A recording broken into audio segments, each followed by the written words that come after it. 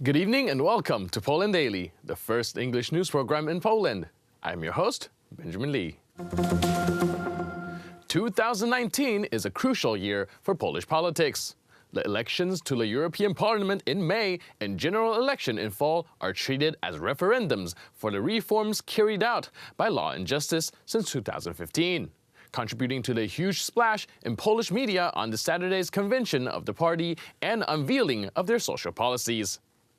4 years ago, Law and Justice won the election by proposing, among others, the 500-plus program, the 500 Polish zlotys, around $120 for second and following child in the family. Now, the Law and Justice Party is expanding it for every child. The opposition claims that such idea was stolen from the Civic Platform program. There were ideas that all children should be eligible for 500+. As opposition, we made the proposal since a long time ago that it makes sense and should be introduced. Law and Justice politicians responded to the opposition's allegations that the financial situation of the state does not allow for such programs till only recently. The opposition has proposed the expansion of 500+ program, but they believe that there are no money for such program. Now we have the means and we can execute such changes. Apart from social spending, there are also the economic ones. For example, relieving people up to 26 years of age from personal income tax and some improvements for small and medium businesses. According to MP Tomasz Rzymkowski from Kukiz 15, the first step should be reduction of taxes. I am for a serious consideration of raising the tax-free allowance. This is a key parameter when discussing the economics policy. One should remember that government does not have their source of income outside of taking it from citizens. Instead of pulling money from right pocket to the left, it is better to reduce taxes than distribute funds.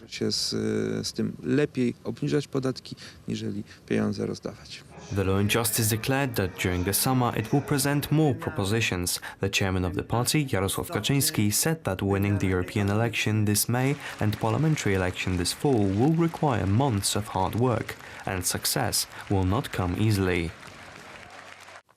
Pope Francis celebrated a final mass to conclude an extraordinary summit of Catholic leaders focused on preventing sexual abuse and protecting children from sexual predators. The three-day summit was the opportunity for the Catholic leaders to stress that those who abuse children cannot serve the Catholic Church. The three-day summit in Vatican focused on the abuse of minors in the Catholic Church. Pope Francis, at the closing ceremony of the conferences, spoke about the need for real actions aimed to solve the problem of pedophilia among clergy. There are no excuses to justify abuse of children. With humility, we must admit that we face evil towards the weakest ones, who are the image of Jesus. There is an increasing awareness in the Church, which is why we must stop abuse by disciplinary measures as well as canonical and civil processes. We must face this phenomenon both inside and outside the Church. I feel called to fight this evil. The Holy Father also stressed how important it is for the Church to become a safe place for all the faithful. This evil contradicts authority and credibility of the Church. A consecrated person, chosen by God to lead souls to salvation, when he succumbs to such weaknesses, he becomes the instrument of Satan. Penitential liturgy, Pope Francis, on behalf of the bishops, made a gesture of mea culpa for the scandal of pedophilia in the Church and called the clergy to examine their conscience. Over the 4 days of the summit, nearly 200 hierarchs from around the world listened to the victims' reports of abuse and discussed the solution. Of course it's difficult because we have bishops from 150 countries, all with their own contexts, their own experiences, but universally I sense that there is a commitment to ensure that our children and vulnerable people are safe, and we are also committed to high standards in that and also to accountability for those standards. So my hope is that, by the end of the meeting, when the Holy Father speaks, he will call us to commitment, prevention, scrutiny and accountability. Many people who experienced harassment from the clergy came to the Vatican. They demand decisive action from the Pope. We want to make a difference. We want the Pope to have the courage to jump forward not to do these little tiny steps fearfully that they are trying to arrange now, but make a strong statement that zero tolerance in his church will be the law of the land from now on. The spokesperson for the Polish Episcopate, Father Paweł Rytel-Adrianik, stresses that Pope Francis continues the process of fighting against pedophilia among priests, which was started by John Paul II. In his speech, Pope Francis continued the work on John Paul II, who laid a milestone in this matter. Polish canonical law in this area is the most restrictive in the world. The conference also took into account the huge role of the internet as a place where minors are particularly exposed to violence. Pope Francis, at the end, thanked also the priests who work with dedication to the other man and the church community. Contrary to the warnings issued by some left-wing outlets, the march to honor the cursed soldiers was a peaceful event. Around 300 people gathered in the eastern Polish town of Hajnówka today to commemorate the cursed soldiers, a group revered as patriots who did not surrender after the Russian takeover of Poland after the World War II. Due to their resistance at the end of World War II, the cursed soldiers are seen as a model of patriotism for nationalist groups. After the conclusion of World War II, Polish soldiers were hunted down and murdered. Persecution of the Home Army members led to the formation of guerrilla groups who stayed hidden from the Soviet authorities. The last remaining cursed soldier was Józef Franczak. On October 21, 1963, he was apprehended and gunned down in Świdnik County in eastern Poland. In an attempt to commemorate the historical heroes, a march was organized by patriotic groups from all over Poland. A counter-protest was also held in Hajnówka on Saturday, attended by the town's mayor, who tried to have the annual march cancelled, but was overruled by a court challenge. The march was kept peaceful, at least on our side. Naturally, a counter-manifestation was formed. They were trying to block our march. Here, the law enforcement rose to the occasion and enabled us to participate in a lecture given by Leszek Dąbrowski in the Hajnówka Community Center. In all fairness, we are happy with the outcome of the march. We managed to keep it in a peaceful nature. I think we honored our heroes in a dignified manner. I am also glad that so many people came here from all over Poland. There are war patriots, football supporters who, despite political or party differences, all joined to honor the cursed soldiers. And so, despite that counter-manifestation, it was an all-around peaceful event. Today marks the 188th anniversary of the Battle of Ościnka Grochowska, in which the Polish troops, despite overwhelming odds, halt the advance of the Russian army from Warsaw. The commemorated battle was known for being the defense that brought the uprising a few more months to prepare for the final battle.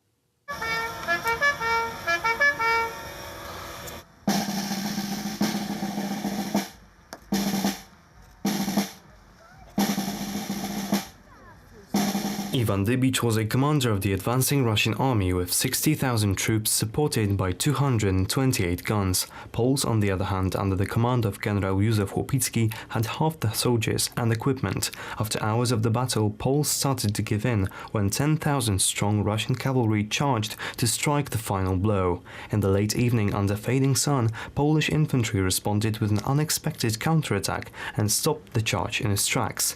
The unexpected victory of Ościnka Grochowska still serves as a symbol of the Polish spirit and inspiration that can prevail in tough circumstances.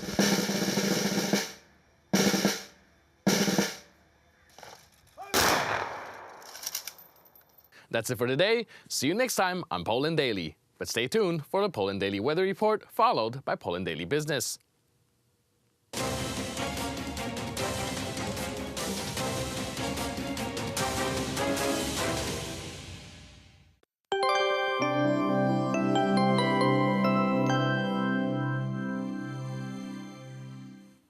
Good evening, I'm Paulina Otterstein and welcome again to Poland Daily Weather. Overnight lows will be from -3 degrees in the area of Rzeszów up to 2 degrees in Gdańsk, 1 degree in Koszalin and 0 degrees in Szczecin. Central Poland will see -1 degree Celsius. And now let's check the forecast for tomorrow. So it seems like the last days of February will be nice and warm, up to 11 degrees. In the area of Szczecin will be seen tomorrow, nice and warm also around Poznań, Bydgoszcz, also in Zielona Góra, 10 degrees with a lot of sun, 8 degrees in Krakow, 7 degrees in Katowice, 9 in Wrocław, but a bit cooler in the eastern parts. Białystok will see only 5 degrees and 3 degrees in Lublin with some rain. Warsaw will see only 4 as well. And now let's check the forecast for the upcoming days. So on Tuesday, 10 degrees will be the maximum in the northwest part of the country. On Wednesday, up to 11 degrees in the northwest, 10 degrees in the southwest, and 8 in the northeast. On Thursday, the maximum will be 12 in the southwest, and the minimum will be 6 in the eastern parts. This is all for tonight. Thank you and see you soon.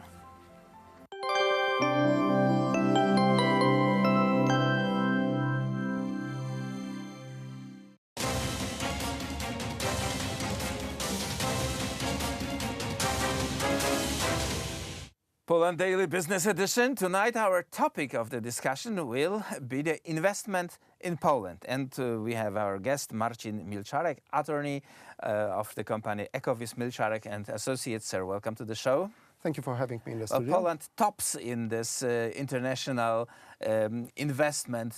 We are in the first 10 countries that world thinks it's good to invest. Do you, as an associate, have experienced that? Do you have like increased number of people who are inquiring what can we do in Poland together?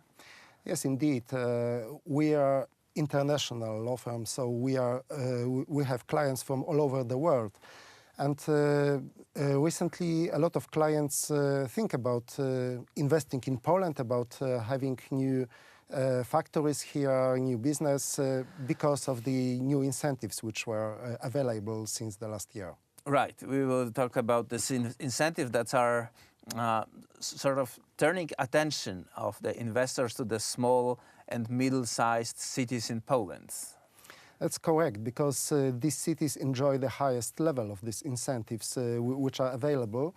And the aim of the politics in this field is to divert the stream of the investments to the smaller cities, smaller regions, which to encourage and fight the unemployment. Well, normally the cities are small, are far from the main trade routes, there's not enough qualified workforce, so this has to be balanced by what? This has to be balanced by the level of incentives which are available, and these incentives are exemptions in the corporate tax, which is paid by the companies. So if company invests in such cities and buys the fixed assets, buys intellectual property rights, employs people, then all the money which is spent on that can be in some proportions can be exempt from the corporate tax, and the level of this investment level of this aid is also varying from the region where it is made. And in such cities, as you said, this is the highest possible level of the aid which entrepreneur can enjoy. Well, people who've been in Poland, they're saying, well, the beautiful cities you have, even the smallest cities have beautiful markets, everything is new, everything is shiny, but the problems for the people there is that there is no work, because the factories and employees that were there like 30 years ago are gone, and the young people are emigrated, so this is the way of preventing this depletion anymore. That's true. This is well, such cities had historically had few factories which were open in these cities, and when the factories were closed, then the people had either the opportunity to emigrate to other cities, or to stay there, but there were no perspectives. And if this policy encourages investments in such cities, then more and more work can come to these cities, and more new workplaces can open like in surrounding of this. The solution for the problem sounds like no-brainer. Let them grow, let them develop, but it wasn't there only a few years ago. Yes, but we need to look at the economy. Economies are today. This is the world economy.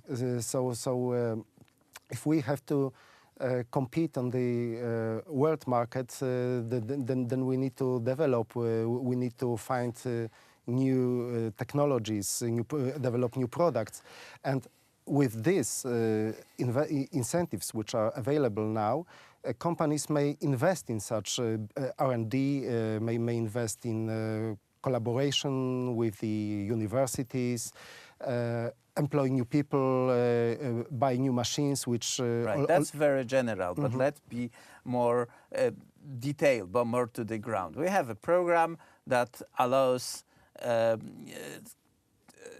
corporate tax brackets, reliefs for the investors in small and middle-sized Polish cities. Let's say you have an investor, he comes to you, and what is your advice? What to do first? First, providing he has an idea, he has a company, he has money, first of all. First, we need to check if this idea is supported, because some activities are excluded from this aid. This is like a production of explosive, for example. If the idea can be supported, then we need to develop a plan. If we develop a business plan, and in this business plan we meet the criteria which are basis for the receiving of the incentives, then we need to go to one of the companies which govern the certain regions in Poland. Because we had something like tax-free zones in our country since 1990s, and there were limited locations, and there were government companies that were like overseeing this tax-free zones. That's right. They were based on the Shannon model, and I think they were good in the middle of 90s, but now they are outdated. So this model like expanded, because basically the incentives which are now are the same type of incentives which are available in these zones with some small modifications. So these people who work there are very experienced in helping people to open new business and develop it. Therefore, now these companies have certain areas of Poland in which they govern and they help people to enjoy these new incentives. We have to go to such a company, we need to negotiate with them, file a motion, and then this motion is first seen by these companies, and then this is sent to the Ministry of Economy and Ministry of Finance, and Ministry of Finance grants a decision about the tax exemption. Right.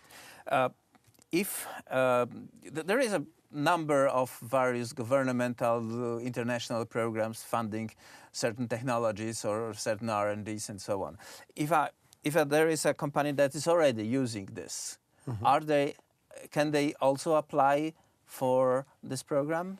Certainly, because a company or even individual entrepreneur, because that's not only corporations can participate in this program, may have unlimited decisions about tax exemptions. This is all depending on the location where these companies want to develop the business. So they can develop the business in a high unemployment zone, in low unemployment zone, in different parts of the country. So everywhere they want to develop their business, and this can be different business, because there can be R&D center in one place and the factory in another place, and say the business center in third place.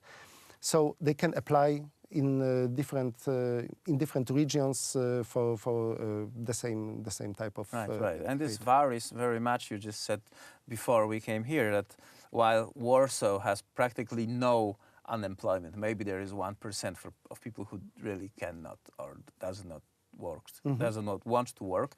100 kilometers from ours, about an hour drive, is a city of Radom, which has 17% of unemployment. That's a huge area, and that's a huge room to improvement. That's correct. And of course, revitalization of such cities is very important because nowadays I think many people from Radom are working in Warsaw. And that's a lot of time waste to go to Warsaw and go back. And if they can work locally, they can also develop their own city and right. The Radom is the city to look for because there will be a new airport. Part of the traffic will be moved from Okęcie to Radom. Then we'll have another airport between Warsaw and Łódź. But that's a different story. Let's stay with this program, and the program is very promising, as Mr. Marcin Mielczarek, attorney of law, is telling us. Sir, thank you very much for coming to this show. Thank you very much. And that was it for tonight's Poland Daily Business.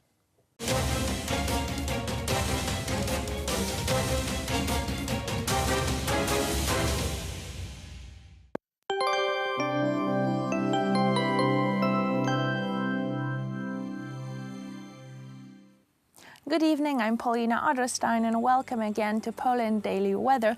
In some parts of our country it looks like spring is back. 11 degrees will be expected in Szczecin, 10 degrees around Bydgoszcz, Poznań, also in Zielona Góra with a lot of sun, 9 degrees and very sunny in Wrocław. The area of Krakow will see 8 degrees, but a bit cooler will be in the area of Białystok and also around Lublin, 3 degrees with some rain, 4 degrees in central Poland and 8 and 9 degrees around the northern parts. Now let's check the forecast in Europe for tomorrow.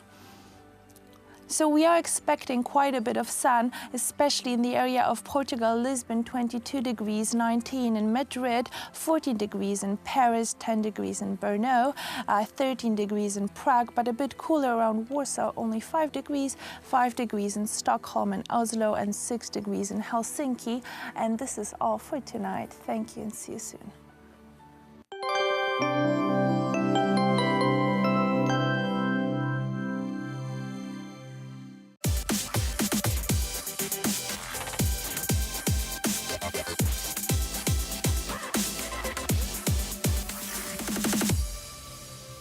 On today's episode of Poland Daily Culture, we're going to give you an insight into a foreigner's perspective living in Poland. We will be exploring their experiences and how they have absorbed certain aspects of the culture. How do you feel English people are different from Poles? Taking that, for example, an English person tends to be that little bit more open at first. How else are they different? Well... in their way of thinking, maybe, or acting. Have you ever thought about that? Yeah, it's difficult to say because, you know, it's quite nuanced, actually, because generally speaking, they're relatively similar people. I would say that Poles are a little bit more in touch they're a bit more rooted in their culture and tradition. Mm-hmm. There is this sort of common thing in Britain, like, what is it to be British or something like that? You don't have that debate in Poland. People don't feel like they need to ask that. They know what it is and they're comfortable with who they are and what they are. And they just are Polish. You don't have to go into depths about what it is. I have a respect for that. And I like that about Poland. People are comfortable with who they are, basically. It comes more naturally and easily. Mm-hmm. So there is this aspect, kind of culturally. Mentality, well, in a negative sense, people always, there's this thing Poles have about themselves where they say, yeah, we like to complain. And in my opinion, it's a kind of self-fulfilling prophecy. Because everybody says, oh, we're Poles, we always complain. Mm-hmm. And I think by saying that, they sort of reinforce that. And so people do. But I also feel like it's kind of a thing in Poland to complain, especially about the weather. There the is air that- pressure. Yeah, the air pressure, the weather, all of that. But you actually have it. It's just the same in England. But people are perhaps sort of less self-aware of it in England. You know, in England, they don't always say, oh, we're always complaining. Whereas in Poland, they sort of make a thing out of it. So there is an element of that, yeah.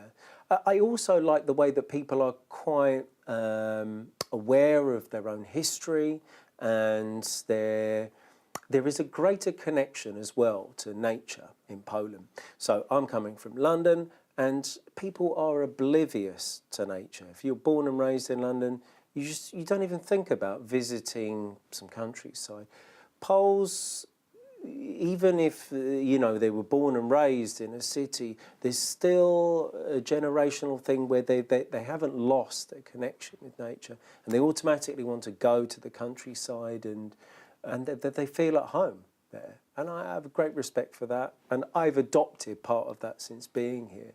It's something I kind of felt that was missing from myself. So there is an element of that, yeah. And what is the first thing that comes to your mind when you think about Poland?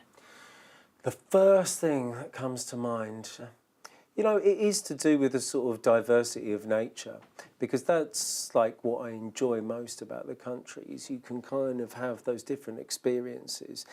I am based in the centre, in Warsaw, but I can easily get away to all these different parts of the country, to the north, to the seaside, to the south, to the mountains, etc. So there is a kind of, like I said, there's that attachment to nature, which is the first thing I think of, because it's the part of the culture which I have adopted. So I've kind of built on my own sort of, way of thinking, mentality, etc. And this has now become part of me. So I think that is the part that I think of first, which almost sounds like a bit of a contradiction, given the fact that we're here in the city and it's Warsaw, and you've got the high-rise buildings everywhere. I don't know. With the people, I often think of Poles as like just quite hard-working people. Like people who graft. So you think it's true? It's not only a stereotype? It is completely true, because in England it's not quite the same. I could never imagine people out on the street like selling apples or something like that. Maybe in a market or something. But people feel like they've got to graft. They've got to work for, because nothing's going to be given on a plate. Mm-hmm. And I think that has to do with, one, the way in which society is organised, and two, sort of culturally and historically, it has been that way, and it's pushed people to the way they are today. Mm-hmm. And the thing, the first thing that comes to your mind when you think of Polish music? Polish music. Unfortunately, the first thing that has come to my mind would be disco polo, because I know it's terrible when you say it's the first thing. Really, I should have just said Chopin, but honestly... That's what I was thinking. Well, but, given sort of modern culture, it's so inescapable. You go to a Polish wedding, there it is. True. You sit in the back of a taxi. But on the radio, you also have different channels which you could switch to.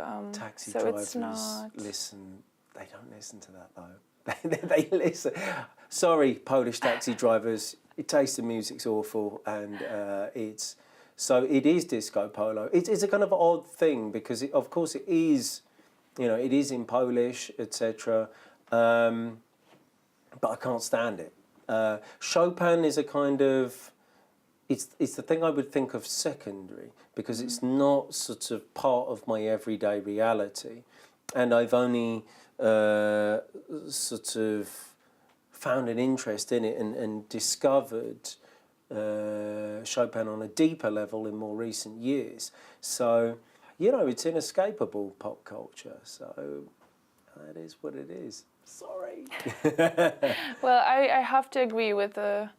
I really don't like disco polo either, but I feel like we have so much more to offer when it comes to Polish music. There is. There is also, you know, another thing that I often think about is there's groups of bands who made it really big in the 80s and 90s, and they really have this sort of they've really lasted like a long time, and you'll still see it if you go down the streets anywhere. There'll still be posters for the bands who were huge during the 80s and 90s, and they still have maintained their popularity. And I feel like we should cultivate that instead of disco polo. Yeah, which is rather embarrassing. It is, but I think you've got to remember there's embarrassing pop music in every country. Yeah, but I agree with you. If you can put the emphasis on something with a little bit more depth to it, you know, then you've got something to export, I think. I can't imagine. I was about to say I can't imagine disco polo being exported well, but I do remember some story about disco polo being big in China. Well, I could see that maybe. Yeah, it was bizarre. I remember hearing that story. So, talking about food again, the first thing that comes to your mind when you think about standard food. pierogi. Is that your favourite dish? It's not my favourite dish, but it is the thing that you think of first because it's kind of so ubiquitous. You know, it's absolutely everywhere. Any restaurant, and it will have pierogi. For me, it's not my favourite thing because it's still slightly odd thing for me to just have some dumplings and that's it. But when you think about it, almost every country has its own pierogies. Britain doesn't. Not Britain, no. But for example, Spain has something similar, and China has those dim sums. You're right, Asia. They do. So when you think about it, it's not really only Poland. You're right, but you know, I can only say it from my own experience, and I hadn't really considered or thought about dumplings until I moved here. So, you know, that was my first impression, and it's a kind of lasting impression. And how do you feel about Polish hospitality that is quite well known? Yeah, excellent. Yeah, that's definitely one of the defining factors of Polish society is the hospitality. You know, you can go to a lot of places and, you know, people are very welcoming into their home and they, you know, give you the T-shirt off their back in that sort of sense. You don't have that with some other country. Britain, in a way, it doesn't work quite the same way. I think people, they have this sort of desire to leave a good lasting impression in that way when they welcome you into their home. I think it's funny because it doesn't work like that when you go into a shop. I know that's maybe not sort of hospitality, but you go into a local Polish shop or something and they're not trying to make some kind of positive lasting impression on you. No, usually not. No, you kind of met with this sort of come in and have your money. Yeah, come on, sort your money out. You want change? But my way of dealing with that is I usually try to make a joke or I smile to those people, and I think if I tried to make a joke with a woman in a shop, I'm not sure how well it's going to go down. I could try and explain the theory of the 100 zloty face. You know, this is when you go into the shop and you're buying something for 12 zloty. You're always scared of not being 100? able to get it. Ooh, you want change for that? 100 zloty? And you didn't bring exactly 12? Is that a joke? No. So I'm not even sure how I'd explain that of something, you know, I'd say something, how could I say it in Polish? Like, come on, love, cheer up, it's all right, you know. I feel like even if you have to pay 80 and you give them 100, you still need to be feeling guilty that you don't have I feel a sense of guilt. It's awful. Like, I don't know where this has come from. So I would say Polish hospitality within people's homes, fantastic. Yeah. Local shop, disaster. I think especially when you go out into the countryside as well and you're sort of walking around a village or something and someone sees you on the street and, you know, people are there's a very natural generosity, I think. And that's great. It's really kind of refreshing for me. And that's, again, it's making that kind of lasting impression for me. Nice, cool. Thank you, Jon. It's been a pleasure, Paula. Thank you very much. Thank you.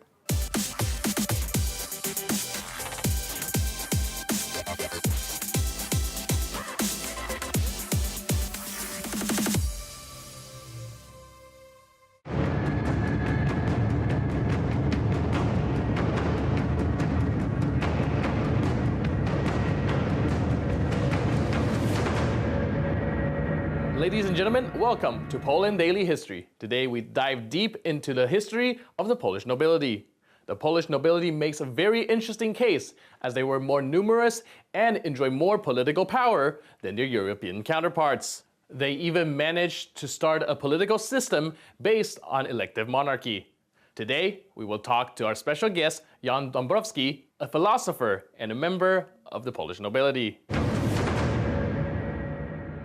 Today, we will talk to Mr. Dąbrowski about the difference and intricacies between the Polish nobility and that of the rest of Europe. So, Mr. Dąbrowski, can you tell me what are the differences or similarities between the aristocracy and the Polish nobility, and what are the differences between those and that of the rest of Europe? I would start with similarities, if you allow me, because it is the same social layer, the same social group or layer or part of society what existed and exists nowadays in Western Europe and in Poland. Because since 1965, when Poland emerged of nowhere, because of the event of history, there were no traces, written traces, historical traces of Polish state. Only the Prince Mieszko was, we can say, he was the founder of Polish state and, in consequence, Polish society. And that society was had an absolutely the similar social structure to the Western ones and to the Southern ones. Okay. The difference that exists concerns aristocracy, you know, because I have to return or to start up with our Slavic tradition, because most of the Poles were of Slavic origins. Okay. And Slavic people, even though we were pagans, we were not Christianized. That's why nobody mentioned that a nation like Poles existed in that part of Europe, which is nowadays central or central eastern part of Europe. So one can say that geographically it was in the middle, but we were of the limits of the late Roman Empire. So that's why there were no documents. And now coming back to your question, that Slavic tribes, they covered that whole part of Central and Eastern and Southern Europe till Balkans, till Constantinople. In Greece, you know, for example, you had Slavic tribes like you had in Poland, on the Adriatic Sea in Mediterranean. You had Slavic people on today's territory of Austria, today's Austria, not Austrian Empire, in Carinthia or in Styria. You have Slavic names and Slavic people dating back to the 1st century, I mean, not first, but 5th, 6th century BC, which is pretty old pedigree, yes, and those people remained there forever, like on the territory of Germany, of today's Federal Republic of Germany. You have Slavic inhabitants, historical, not from the 19th or 20th century. You have them up to the river. In German, it's Elbe. I don't know the English name, the English term. And now imagine that those Slavic tribes, they fought between themselves, yes? Okay. We are coming to pre-Christian time again. And they had social structure, but that social structure was had one feature, you know, which was reflected in the historical sources, that those societies, they had their princes, their leaders, yes, princes, and they had the spirit of equality. So the decisions were taken by majority or by gathering of the people, which was called wiecowanie. That was something as a form of ancient democracy, like in ancient Greece, yes, that the citizens of Athens, you know, they gathered and they discussed, and they were all equal, you know. So that was the same way of taking up decisions and making up decisions, you know. But of course, they have their their leader, their prince, and the rest was on the level, equal. Right. The prince had his guard. His defenders, his soldiers, they could be not of Slavic origins, because, like mentioned before, Mieszko, he was hiring Germans or from Scandinavia, But that didn't matter that much. The important thing was that those were the people who later, in the historical process, they became those families. They became noblemen. That was a long process over ages. Yeah. In Poland, one can say that historical families, for example, my mother's family, Ślaski with the coat of arms Grzymała, that is from northern Mazovia, yes? That was a nobleman's family, Right. And there are traces, written traces on documents dating back to the beginning or to the half of 13th century, 1200 something, yes? My father's family, Dąbrowski Herburawicz, which means Dąbrowski with the coat of arms Rawicz, is dating back to 15th century of the documents which existed in the heraldry, in the 19th century, which means that it was written testimony, not the tradition, but the coat of arms and the name of the clan of the family was older. Rawicz, as well as Grzymała, is one of the eldest Polish nobleman's title or name of the clan. The Polish nobility was one of the largest of Europe, making up over 10% of the total population. However, the divisions within it were quite large. The issue concerned wealth and who would be able to claim to belong to the aristocracy. In the English language, the nobilities and aristocracy are pretty much interchangeable. They mean pretty much the same thing.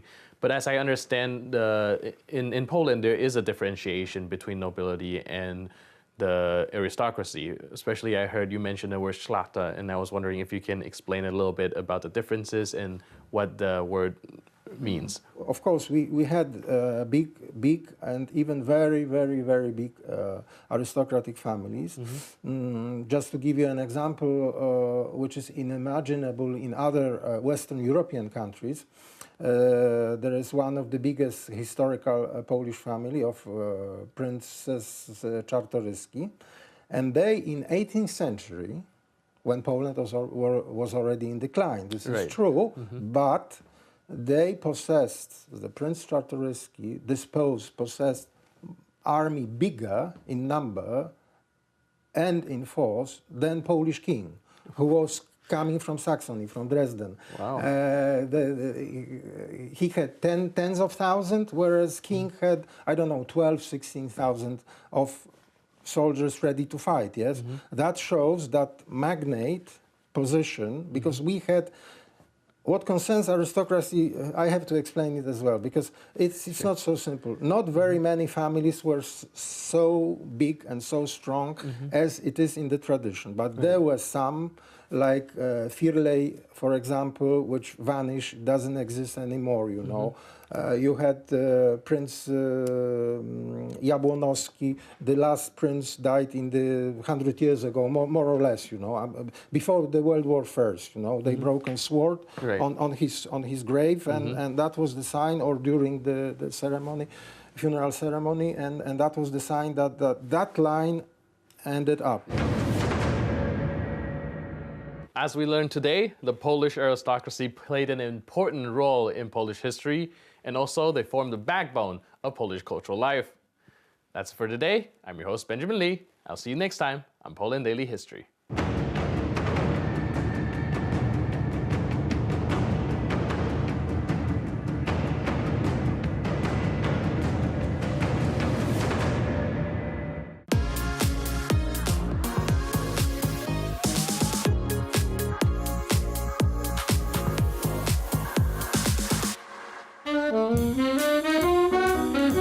Hello and welcome to Poland Daily Travel. Once again, we are on the Royal Route, where we trip the light fantastic, checking out the most important sites along perhaps the most fabulous boulevard in the entire country of Poland. Yes, we'll be coming to you from the humidor room in the beautiful Raffles Europejski Hotel, newly refurbished and opened in 2017. This is one of the premier hotels not only in Poland, but in Europe itself. After leaving the Raffles Europejski, we'll head to the Royal Route, where we'll continue our walk, which started in the cathedral in the Old Town and continues today up to Nowy Świat. That is not just today, but the next several days we'll be on the Royal Route, and we'll be showing you all the ins and outs and what's important to know. It's an exciting trip. Poland Daily Travel, the best travel reporting about Warsaw that you've ever seen. Stay tuned. We have it during every single Polish wedding. No one asks you if you drink vodka. No. When we you just have to drink. No, vodka. it's like when we organize a wedding. Yes. We buy 1 liter of vodka per person, including children and elderly. 1 liter of vodka per person. That's the idea. At a wedding? At the wedding. Really? Yes. How old do you have to be to consume that liter of vodka? No, I mean, this is how much they buy. Of course, the consumption really depends on particular person's But you don't want to be sure. preferences. That's the point. You want to make sure you've got enough. You want to make sure you have enough. So you never want to go dry, short of vodka at a Polish wedding. That would really mean that the wedding didn't go well. If they ran out of vodka, it would be a disaster. We have at least 4 warm meals during a typical Polish wedding. Such starts at about 6 p.m. and lasts till 4 or 5 p.m. So we never drank, we never danced, and we never ate more than during such Polish wedding, and that's why pure Polish vodka is represented at the very front of our faces when we sit in the middle of the long bar in Raffles Hotel. Hi, maybe we can ask this bartender now, if he's got a moment. That's the moment. Yeah. It's already open. Yeah, you're right. We don't want to take long. But just to ask you about the famous drink of the Raffles Hotel, which originated in Singapore, right? The original Singapore was invented in 1915, especially for women who shouldn't drink strong spirits when they are without men. So the bartender... So if the woman is alone, she shouldn't be drinking strong it was, waters. Yes, All right. It was a long time ago. Okay. And the bartender created a cocktail which looks like lemonade or soft long drink, but almost half ingredients are spirits. So it's also something very nice for women as well. And every new Raffles has own option of Singapore sling, and we have as well the Warsaw sling, based with gin, queen's liquor, gingerbread syrup, of course, pineapple juice. Yeah. How much would a Singapore sling cost a fellow right here at this bar? Here how much would that be? 58 zlotys.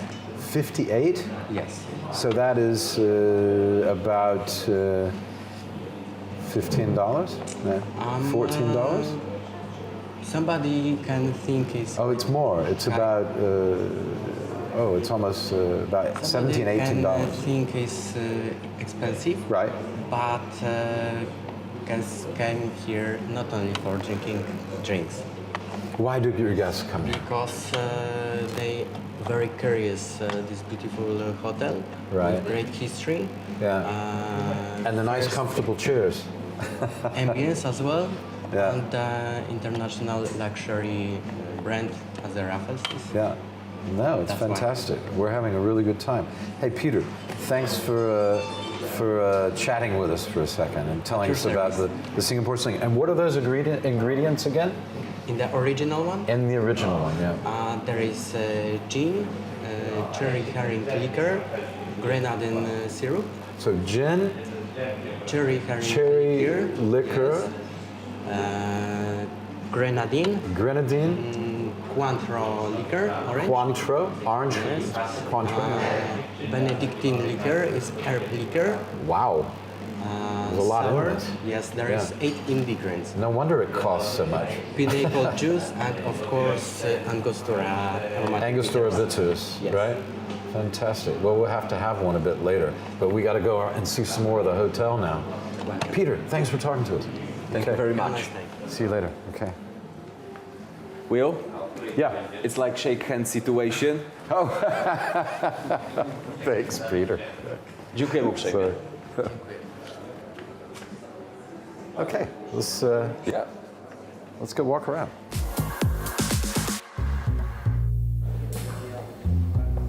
So we proceed now. That was they got a spa here. It says Raffles Spa. We're going to the Europejski, what they call the Europejski Grill now. And this is really a beautiful room now. Now that it's been redone, it's quite an excellent place to come and hang out. And we can see here. Have you ever been here for a meal or anything? So I visited this place quite frequently, once upon a time, but after this great moment when this hotel was modernized, mostly I come in here to pick up guests, so to sightsee Warsaw and have a tour as a tour guide. As a guest, I visited the patisserie, but so far, I think that this beautiful experience of having a breakfast in here is still waiting for me. Yeah, we have to come do that sometime. Yeah, it would be fantastic. Look at this room though. The detail is amazing.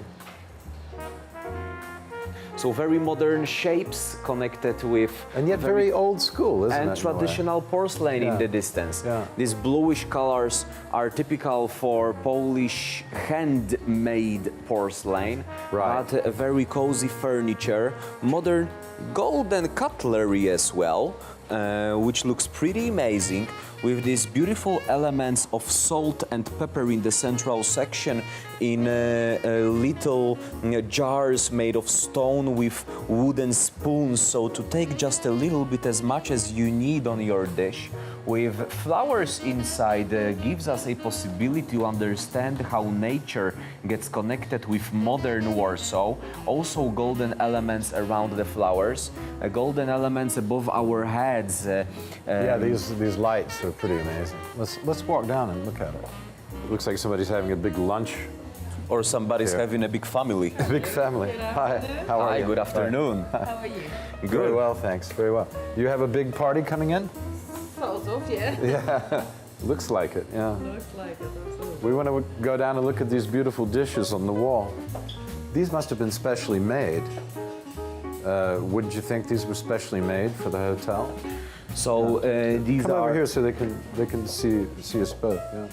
These are original elements that got adopted into reconstruction of this beautiful hotel, so to commemorate older Polish history. Just as we look throughout the window at the moment, we can see original elements from before the wars, and then modern skyscrapers Come appearing. and have a look outside the let's window take a look. here. Let's get the camera and have a look at what we can see from the window here. This is back onto the Piłsudski Square, and we were filming right on the other side of the square. Yes, we did. So we can see the tomb of unknown soldier in the distance. Right. Marshal Józef Piłsudski Square, Sofitel Victoria right across. Well, that's to our left. You can't see it in this picture, but yeah, and then the opera's over. But I think that having a breakfast just like this in a corner with a great light, when you can... Let's sit down. Let's do it. We can pretend. Yeah, why not? Yeah. Hey, Poland Daily Travel. We're at the Europejski Raffles Hotel, and we're getting a bit hungry. Maybe we should order something.